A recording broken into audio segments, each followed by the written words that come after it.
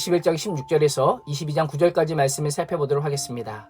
16절에서 24절은 신체에 흠이 있는 제사장 직무에 대해 말씀합니다. 제사장 가문에 속한 사람 중 자신의 육체에 흠이 있는 신체적 장애가 있는 사람은 제사장으로서의 성소의 직무를 감당할 수 없었습니다.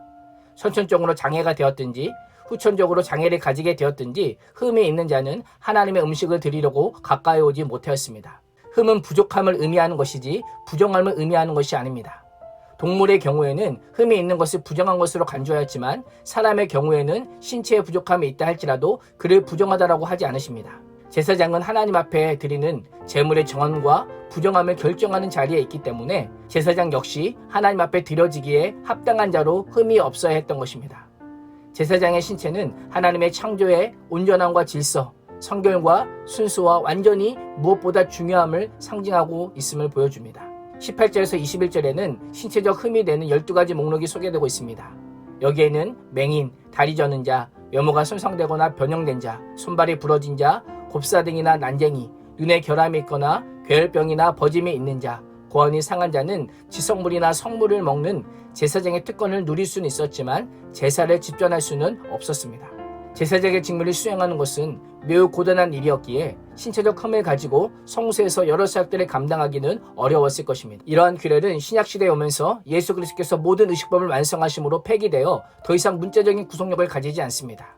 오늘날 장애를 가진 사람들을 제한하는 이유가 될 수 없다는 의미입니다. 예수 그리스도의 오심으로 인해 도래한 하나님의 나라는 이전과 전혀 다른 가치관을 가지고 있습니다. 누가복음 14장의 혼인잔치 비유를 보면 종들이 나가 모든 사람들을 청할 때에 가난한 사람들과 몸 불편한 자들과 저는 자들과 맹인도 초청의 대상이 됨을 잘 보여줍니다. 예수 그리스도를 말미암아 거룩한 제사장이 된 그리스도인들은 더 이상 육신적인 장애를 두려워할 필요가 없습니다.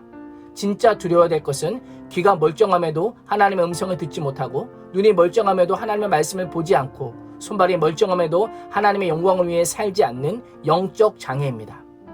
신체적인 장애는 생활에 불편함을 주지만 하나님을 온전히 알지 못하고 섬기지 못하는 영적 장애는 우리를 영원한 지옥불에 던져 넣을 수 있음을 기억해야 됩니다. 우리의 모습은 어떠합니까? 무엇 때문에 더 아파합니까? 신체적인 장애입니까? 영적 장애입니까? 육식적 장애와 연약함보다 죄악과 타협하고 세상에 동화되어 변질된 영적 장애됨을 더 가슴 아파하며 회개하는 복된 인생이 되시기를 축복합니다. 22장 1절에서 9절은 제사장이 성물을 먹을 때 지켜야 될 규정에 대해서 말씀합니다. 2절을 보면 하나님께서 제사장들에게 이스라엘 자손이 내게 드린 성물에 대하여 스스로 구별하라 라고 명령하십니다. 성물을 먹는 제사장들은 자신이 과연 하나님께 드려질 성물을 먹을 수 있는 자인지 스스로 돌아보아야만 했습니다. 그렇게 할 때에 하나님의 거룩한 이름이 욕되지 않기 때문입니다.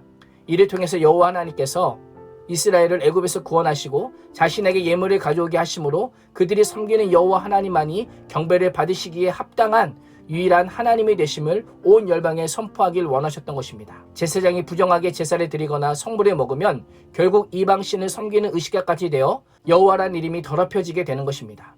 그래서 제사장이 성물을 먹을 때는 스스로 나실인과 같이 온전히 바쳐진 존재로 구별되어야 했던 것입니다. 이 말씀은 구원받은 하나님의 백성인 우리가 하나님을 어떻게 예배하고 섬기느냐에 따라 하나님의 이름이 욕되게 될 수도 있고 영광이 될 수도 있음을 의미하고 있습니다. 제사장이 성물을 먹을 수 있으려면 정결을 유지해야 합니다. 몸이 부정한 제사장이 성물을 먹으면 하나님의 이름이 욕되게 하며 제사장은 물론이거니와 그 백성 가운데서 끊어질 것이다 라고 말씀합니다. 나병원자, 유출병자, 벌레에 접촉될 자나 부정한 것에 더럽힌 자는 정결의 의식을 통해서 정하게 된 후에야 성물을 먹을 수 있었습니다. 우리 또한 마찬가지입니다. 하나님께서는 우리가 죄로 인해 더러워졌다면 진심으로 회개하여 죄를 씻으면 다시 깨끗해져서 새롭게 시작할 수 있는 은혜를 주십니다. 한번 죄를 지었다고 내치시고 끝내시는 하나님이 아니라 다시 살 수 있는 기회를 주시는 은혜를 주시는 하나님이십니다. 우리를 구원하신 하나님은 사랑과 용서의 하나님이시지만 동시에 거룩하신 하나님이심을 기억하면서 회개하며 얼마든지 용서하시고 사하시는 하나님의 은혜를 덧입는 거룩한 하나님의 백성으로 사는 복된 일을 누릴 수 있기를 주님의 이름으로 축원합니다. 기도하겠습니다. 하나님, 우리를 택하신 족속이요 왕같은 제사장들이요 거룩한 나라 삼으셔서 하나님께서 행하시는 일을 알게 해주시고 아름다운 구원과 복음의 빛을 선포하는 인생 삼아주심에 감사합니다.